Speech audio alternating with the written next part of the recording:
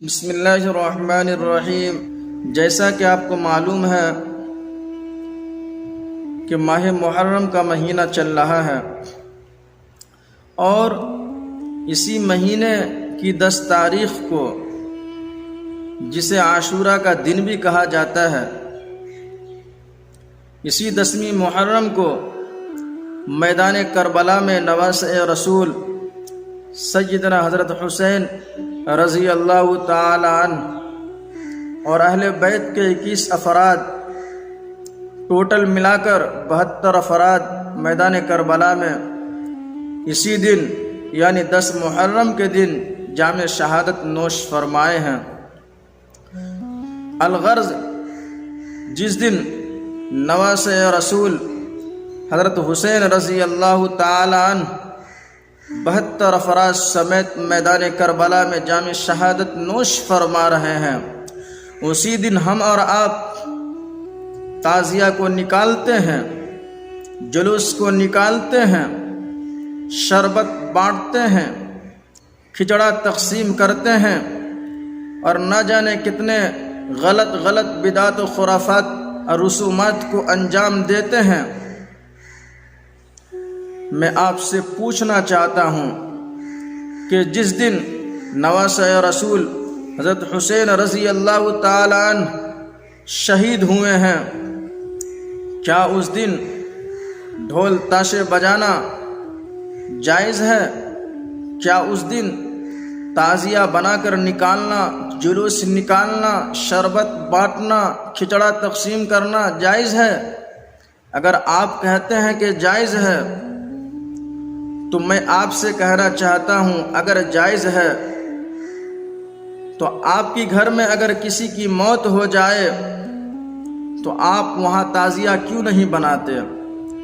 آپ اپنے گھر کی میت پر ڈھول تاشے کیوں نہیں بجاتے؟ جب آپ وہاں نہیں کر سکتے ہیں، جب آپ کے لیے وہاں جائز اور درست نہیں ہو سکتا ہے، جب آپ کے لیے وہاں غم کا ماحول ہو سکتا ہے، تو یہاں یعنی 10 محرم کے دن کھچڑا بانٹنا، شربت بانٹنا، ڈھول تاشے بجانا آپ کے لیے کیسے جائز ہو سکتا ہے؟ بالکل جائز نہیں ہو سکتا۔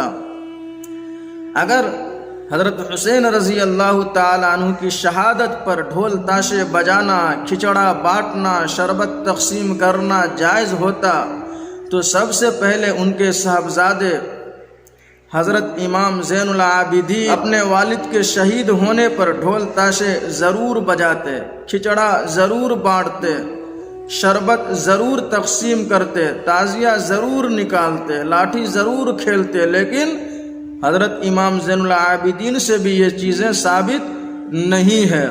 اور آگے بڑھ کر یہ دیکھ لیجئے، اگر حضرت امام حسین کی شہادت پر ڈھول تاشے بجانا جائز ہوتا، کھچڑا بانٹنا جائز ہوتا، اسی طرح شربت تقسیم کرنا بانٹنا جائز ہوتا، تو یہ ساری چیزوں کا آغاز سب سے پہلے مدرسے سے ہوتا، مدرسے سے کھچڑے تقسیم ہوتے، شربت سب سے پہلے مدرسے سے بانٹے جاتے، تعزیہ سب سے پہلے مدرسے سے نکلتا، ڈھول تاشے کی آواز سب سے پہلے مدرسے سے آتی، لیکن مدرسے کے اندر سے بھی ڈھول تاشے کی آواز نہیں آئی، تو پتہ چلا تعزیہ جو ہم لوگ بناتے ہیں اور شربت تقسیم کرتے ہیں اور کھچڑا اس دن بانٹتے ہیں، یہ سب اپنی طرف سے ہم لوگ کر رہے ہیں۔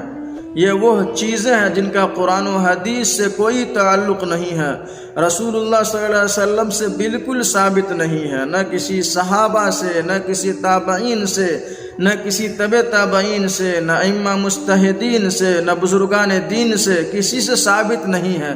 اور جب ثابت نہیں ہے اور اس عمل کو ہم کر رہے ہیں، انجام دے رہے ہیں، تو پھر یہ کیسے جائز اور درست ہو سکتا ہے؟ بالکل جائز اور درست نہیں ہے۔ اس لیے میرے بزرگوں، مسلمانوں، جو کام کرنے کے ہیں 10 محرم کے دن، اس کام کو آپ کیوں نہیں کرتے؟ آپ ڈھول تاشے میں مگن رہتے ہیں، کھچڑا بانٹنے میں مگن رہتے ہیں، شربت بانٹنے میں مگن رہتے ہیں، لیکن جو اہم چیز ہے نماز، جو کہ فرض ہے، ان کو ہم کیوں نہیں پڑھتے؟ 10 محرم کے دن ہماری نماز کہاں چلی جاتی ہے؟ جبکہ حضرت حسین رضی اللہ تعالیٰ عنہ میدان کربلا میں جب شہید ہو رہے ہیں پھر بھی نماز ادا کر رہے ہیں، وہاں بھی نماز نہیں چھوٹی۔ اور مسلمانوں کو یہ پیغام بھی دیا ہے کہ مسلمانوں کچھ بھی ہو جائے نماز مت چھوڑنا، سر کٹ جائے تو کٹ جائے لیکن نماز مت چھوڑنا۔ اسی طرح محرم کے اندر کرنے کے جو کام ہے، دوسرا کام وہ کیا ہے؟ روزہ رکھنا۔ آپ دیکھ لیں حضرت حسین رضی اللہ تعالی عنہ اپنی زندگی کے اندر 10 محرم کے دن کبھی روزہ نہیں چھوڑا، ہمیشہ روزہ رکھا۔ لیکن ہم اور آپ صرف دعویٰ کرتے ہیں کہ حسینی ہے، یہ جھوٹا دعویٰ ہے۔ اس لیے میرے بزرگوں، میرے مسلمانوں، میرے بھائیوں، محرم میں کرنے کے جو کام اصل ہے، جو صحیح ہے، اس کام کو انجام دیں گے تو انشاءاللہ اس میں بھلائی ہے، کامیابی ہے، اور نہ کرنے کے کام جو ہے اس کو آپ انجام دیں گے، کریں گے، اس میں کوئی کامیابی نہیں ہے، نقصان ہی نقصان ہے۔ اللہ رب العزت سے دعا ہے کہ اللہ رب العزت ہم سبوں کو صحیح طور پر مسائل کو سمجھ کر اس پہ عمل کرنے کی توفیق نصیب فرمائے۔ آمین ثم آمین، وما توفیق الا باللہ۔